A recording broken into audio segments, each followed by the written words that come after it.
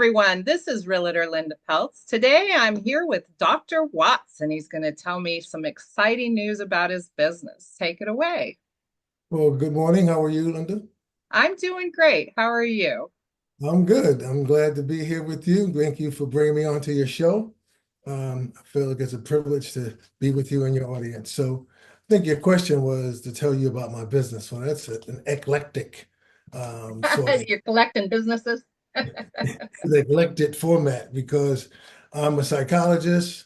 I provide services to organizations around strategic planning, organizational psychology, with as it pertains to organizational change, going into organizations and doing assessments, needs assessments, looking for gaps in the organization's performance, and then helping them in a co-created way to design solutions to reduce those gaps. In some cases, hopefully to eliminate those gaps in the Nice, organization. nice. We deploy um, many different strategies to do that, depending on the needs. So it's really customized and client-centered. And so it could involve training, it could involve some level of coaching. We combine training with coaching. Some people isolate the two, but one is really no good without the other. So training is certainly sort of the way we introduce information and knowledge to people. But the coaching is how you integrate that knowledge and But I create. suppose it kind of depends on the size of the business, maybe as Doesn't to matter what size the business. what they need. No, doesn't matter. It's Doesn't matter. about the competencies in the business, right? Uh-huh. So you could have very large organizations that are struggling with issues around competency, right? Mm-hmm. But you could have small organizations that have mastered competency. How they scale up to be large is really a matter of what a business leader or a board wants to do in terms of its a strategic plan or its long-term vision for the organization. But how we resolve company problems or what problems a company may have um, has something to do with size in regards to mass. So a large organization is going to have different types of problems, right? Or the scale of the problem could be larger So do you because kind of look at individual employees maybe, or I don't that's know, not because you're not our dealing with a call. wide sector of businesses or business types. So I'm just wondering, does it matter from, I don't know, say a realtor to I don't know, to a doctor? I mean, does it matter kind of how you go in, or is it all kind of the same? No, it doesn't matter how you go in. I mean, the format is the format. Mm-hmm. The client is the expert in what they do, right? Okay. If they're having some pain points, it's because you know, people are human beings, and so they're under stress sometimes, and they can't access their capacity. They can't access their knowledge because of something we talked about before the show started. You can't be your own patient, right? So Right. Yeah. even though you're knowledgeable, some emotional issues can get in the way. Things could be moving too fast. You could have challenges coming into the market that are bringing new approaches and technologies or different skill sets to the table that cause you to speed up, or if you don't have the infrastructure in place, then or the competencies in place, then you can't change fast enough. So we have to go in to assess, and so the assessment process is the same, right? We have to do an inquiry, and so it doesn't really matter what your problems are. We got to find out what they are, and Mm-hmm. so that Just the methodology. business structure itself. You're not going to tell them how to do their job. You're just going to tell them with the business structure what it kind of needs. Well, I'm going to tell you what the problems might be as I do my assessment, right? Uh-huh. So I don't know what they're going to be. Yeah. Uh, Once I do an assessment, and that's usually a triangulated approach where we're interviewing people, looking at documents, doing observations inside the organization. And of course, that's driven by budget. So you have to be able to afford a really comprehensive assessment if it's required. Sometimes, you could have a conversation with a decision maker or leader in an organization. And in that conversation, you can garner enough information to know what's going on. And it could start with the leader that they need to get more competent in how to lead. And so Right. you may not need to spend a lot of money parachuting into an organization and doing this real comprehensive 360 assessment, interviewing all that stuff that makes the consultant a lot of money, right? But maybe not necessary if you can discern from speaking to the leader that they have a good handle on things, right? And Right. that could be a good indicator of where you need to start.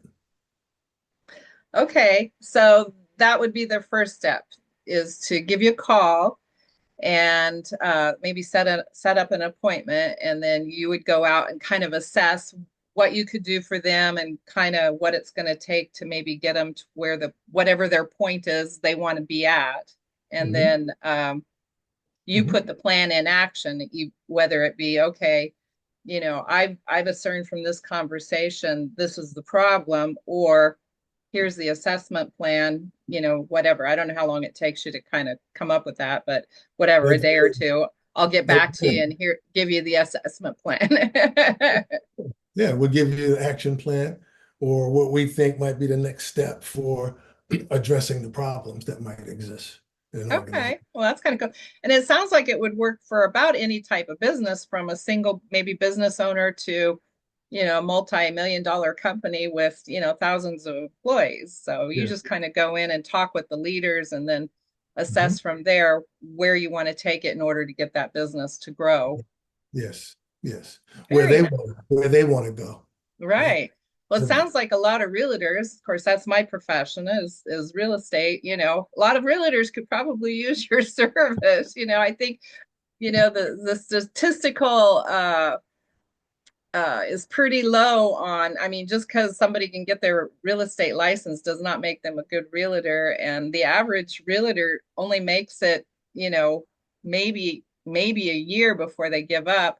Mhm. And then typically a good portion, I forget what the statistics for sure are, but it's like you lose 80% within the first year, and then you lose like Oh, the next 18% within 5 years. And the typical real estate agent only does like one or two transactions a year, and it's usually mom, dad, or Uncle Bill or Aunt Sue.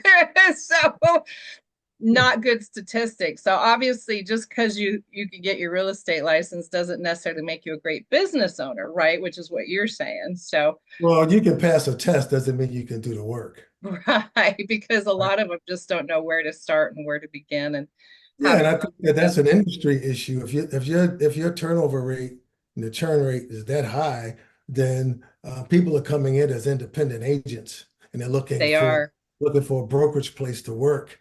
It's And up they to the kind of hope that brokerage will tell them what to do, and a good portion of exactly. them don't. That's where I'm going. So that's the gap in the system because how I onboard you and help you to land and get started is critical to how many people will stay on and be successful, right? So we know that for a fact.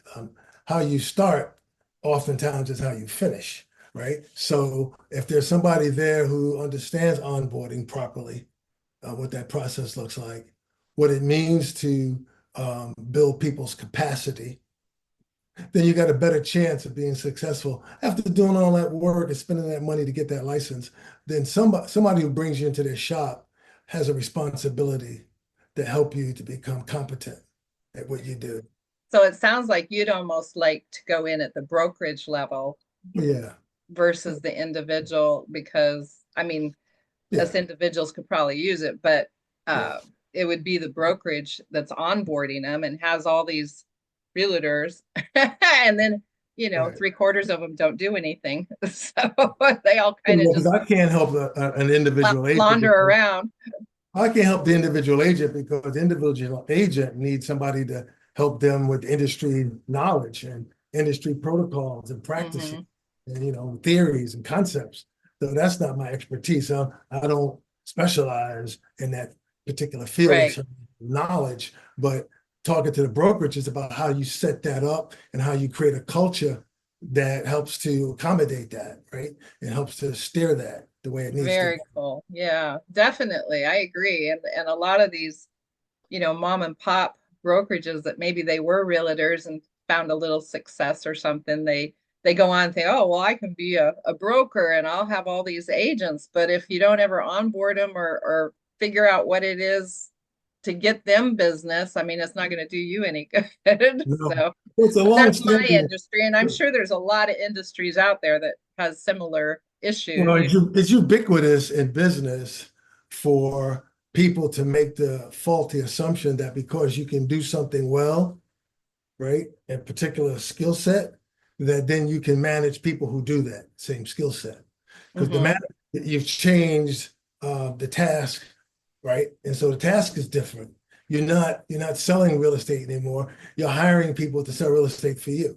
And so now you have to Right. manage those people. So Ken Blanchard, the great Ken Blanchard, was my mentor who wrote the book One Minute Manager, and then he helped create situational leadership as a training model for teaching leaders how to lead.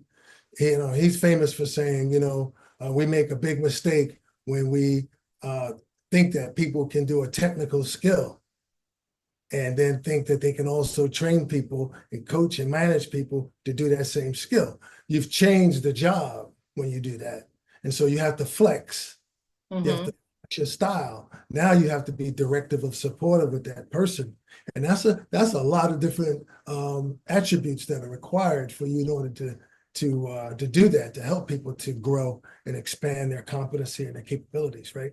So I say that if that happens to be sort of a problem in the industry, then I hope those brokers are listening. I created a software platform called SOIG, SOIG. You can go to www.soigweb.com and you can watch the video and visit the website. I built that whole system as a way to help with this particular problem so that leaders will have a way to automate that process, Very digitize the project. So you might want to, the audience and yourself, you might want to go to soigweb.com. You can see it on the screen there. My podcast, Soig Talk, right? And so right. I know a lot about teams. As you can see, I'm wearing an Oakland Raider t-shirt. I used to be an Oakland Raider, so I'm proud of that. And I was an All-American athlete, a professional athlete. So I know something about teams. I'm a doctor of organizational psychology, so I've studied it, theoretically, and I have evidence-based practices that support what I do. So, and I encourage you, if you have that kind of gap in an industry, that creates a lot of collateral impact. It's a lot of people putting in time, not getting the work that they thought they were going to get or the results they thought they were going to Right. get, impacts their families, impacts health care. They don't have health insurance. There's a lot of stuff going on in that particular milieu that we need to examine if that is true for the industry. Very true. And I think it impacts how people or how maybe our viewers or our clients view us as a realtor, versus, and I think the other industry that kind of takes a hit a little bit is maybe attorneys, right? Because they're kind of in the same boat, right? They're trying to run a business, but like you said, they're maybe good at attorney work, but they may not be good necessarily at the business itself. So and I think a Well, lot of business, times they they're get probably bad good at the rap for business, the but they're not yeah. good at managing people. Hmm. You can manage the business, the finances, and all that. But what we're having a conversation about right now is how you develop the person, the professional. Develop the That's a people that you whole, have working for you. How yeah, they're yeah, gonna represent the organization, which is yes, how the viewers or how our clients are going to view that particular organization. That's where right, you're kind of stepping in to help yeah, is how is yeah, people going to view your organization? yeah, because That's it's transferable. People transfer you what that person as an agent does to your organization's brand. So it's important that you send out people who are capable of doing the work that a customer needs them to do. And you don't want people sitting around the office frustrated because they can't find business because no one's taught them how to properly recruit or go after clients and how to be consistent. No one's there to support them emotionally. They don't understand that as a leader, you have to be available emotionally to people and read their emotions and understand and share mental what we call share mindfulness with people and reflective function process where I can share a mental state with you and understand your concerns, what you need, what's going on with your family. That's I'm a leader. My job is to support you and to help you to achieve your goals. And if I help you to achieve your goals, guess what? My brokerage will explode with productivity, right? But Mhm. we miss that. We live in this misnomer that there's no I in the word team. Well, I add an I to the word team because Hmm. without I's, you have no team. So it's important that we have that kind of equity uh, and uh, um, and be respectful that human beings have joined our organization because they believe in what we're doing. So we owe them our best effort to help them to achieve their goals. Have you kind of seen maybe uh, population shift as far as their mindset about businesses over the years? Oh, certainly, certainly, absolutely. And there's not one dimensional, of course, right? Uh, but we have people do not retire at the company they first go to work for anymore, right? There's no more gold watches and all that stuff. Those days are gone. People will Do you have think it's four. lack of appreciation is the reason they don't do that? Or what do you I think think, the well, mindset for that is? I think businesses, as I said just a second ago, I don't think businesses really understand what their relationship is to the person coming to work for them, right? Mhm. So, people want to get paid, of course. That's a hygiene need. You need money to eat and pay your bills, you need insurance and all that. But human beings are purpose driven. And so, what is my purpose? What are we doing? How are we going Right. to, how are we They going have to to believe in it. how are we changing something? How are we influencing the world? How are we making people's lives better? I mean, so human beings are more than just about making money. We have a gene in us that is very altruistic, and we have an equity, and we have empathy genes, and so we feel for other people, and so we don't want to just go to work for ourselves and to feed our families. We're going to work to try to change something in the world to make something better. That's how Hmm. we're built as a species. And when that's not aligned with, then you start to see people saying, okay, I thought this was the place for me, but I'm going to move on because they don't really understand me. Nobody here is really serious about living out the values. We talk about values, but they're just on the wall. They just sit on the wall. I don't see leadership living by those values, right? So I created that software as I talked about, and our motto is we take those static models off the wall and Nice. we integrate them into the operation so that you can shape the culture according to the values, right? And create healthy culture, and then the growth will be healthy and sustainable. Back in my parents' generation, my father was with that company until it closed down and well, let me rephrase it, till he retired, which what the company ended up closing down because the company was, I mean, my dad was the foremost leading lithographer in the country. So, I mean, once he stepped out and no longer, wanted to he did a lot of training and he would actually go into other companies and uh so there's giant printing presses back in the day that was like full of, the size of a room, and they'd buy these things and nobody could put it together. Nobody had the skill, so they would hire him to come over and put these huge giant printing presses together, make them work the way they're supposed to work, and then he would, train an intern on it on how to run it. Well, once no longer he was there to show people how to do this stuff and get these interns up and going, and he wanted to retire because he'd been with this company his whole life, ever since he got out of the army. They had to end up just they had to close the company because there was nobody, like you said, that had that skill set, but he didn't want to run the company because they tried to pull him into management. He says, I'm good at one thing. He says, I want to stay there. I just want to do the one thing that I'm really good at. So, Well, but he then ended that, up staying there his whole career, after he got out of the army. So, well, that was in particular that company. That's a good point you make because somebody didn't do succession planning in that company. Right. mm-hmm.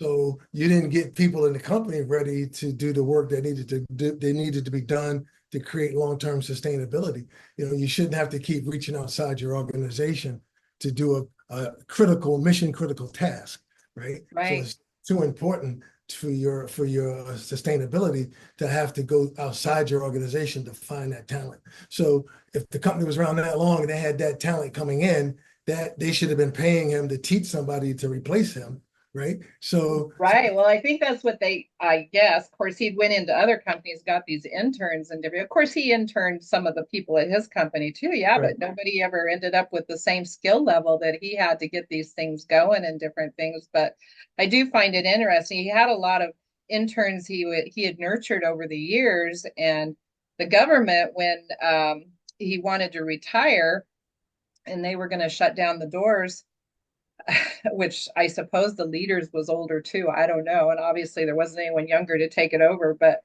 my point was government came in and like, no, we want you to come train, train for the mm, government on all these big, because all the different organizations has all these big printing presses and different things. right. And he's like, no, I want to retire. I want to retire.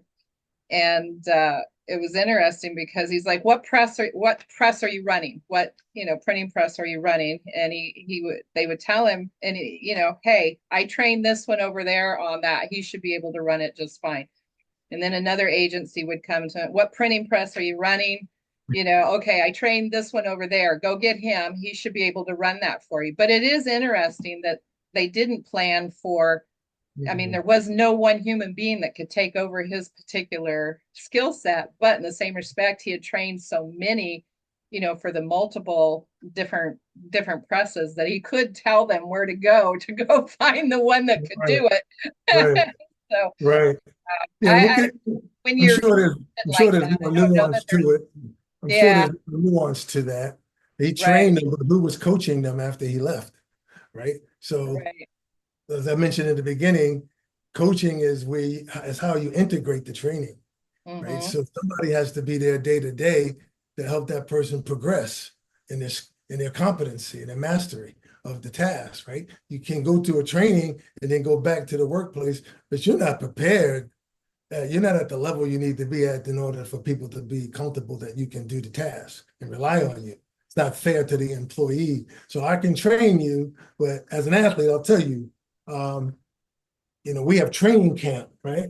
Right. Okay, but if you don't reach a certain level of proficiency in training camp, you get cut. Mm. Why? Because when training camp is over, the coaching starts. Okay, and so we don't have time to train you anymore. The season has started, and so things are moving fast. We don't have time to set up training sessions anymore. That period's over. So now it's about the coaching. People who have demonstrated in training camp that they got the playbook, they have the physical skill set, they have the other attributes that we're looking for in order to be on the team. And so now these guys have shown that they have this level, so they will start. These guys are second string because they still need a little more training and coaching, but not so much that we got to slow things down. We can get it Mm-hmm. during the week in practice, right? So the coaching is on the continuum, right? The training ends and the coaching begins. So And it kind of depends on how well they are at learning or how coachable, I guess they are, right? I mean, those are the other attributes that I'm mentioning. Your attitude, yeah. your sense, your belief in yourself, all that, self-esteem, self-agency, all of those things are factors of why an athlete or anybody becomes good at what they do or great at what they do. It's not just simply a technical application or acquisition of technical skills. We're human, right? Hmm. So it's how we handle stress, right? How we get along with other people, how fast we can integrate knowledge, information, and apply it. It's very complex. And Which I so, suppose could relate to maybe some health issues, even. I mean, health, health if we issues. talked about that for a minute, sometimes your brain doesn't kick in if you're sitting there in pain. I'm a cancer survivor, so you preaching to the choir. So and so I call it. There's a thing called psychological noise, right? So when your body's not well or your mind's not well, you're distracted, you're preoccupied. We call that psychological noise, and so it interferes with your ability to access what you do know or to apply it on a consistent basis because you're distracted by the noise, right? And outside noise when you're having a conversation, you have a hard time listening and hearing what people are saying. But we have noise internal in the mind that when that noise is loud enough, then we're distracted, right? We can't focus. We can't be at our best until we can calm the noise down. If it's too severe, then one has to go see a practitioner, a psychologist to help them with some behavioral, techniques or cognitive behavioral therapy to help them to integrate whatever the mental states they have going on in their consciousness, to integrate those things so that you can calm it down and get centralized and get in your thinking. Definitely, definitely. Robert, I loved having our little conversation. Tell us how we can get a hold of you and where our There's viewers two can. ways you can get a hold of me, through my website, my consulting and public speaking, because I'm also a public speaker. So if people out there need somebody to come out and speak, make a presentation for their organizations, you can go to www.wattsassociates.org. Okay. And if you want to look at bringing me in to do some personal work or some seminars around self-development, then you can go to You Manage Yourself, Not Time. If Okay. you want to look at software, you can go to www.soigweb.com. Nice. And we'll be sure to include that down below, everybody. So don't think you've missed out and should have grabbed your pen really, really fast there. This is Realtor Linda Peltz. I loved having this conversation. Maybe it's just what somebody needed to hear. Make sure you subscribe to my YouTube channel so that you get all these wonderful tidbits into business. Everybody, my license number is 01997670. I will catch you on the next one. Have a wonderful day. Bye-bye. Bye.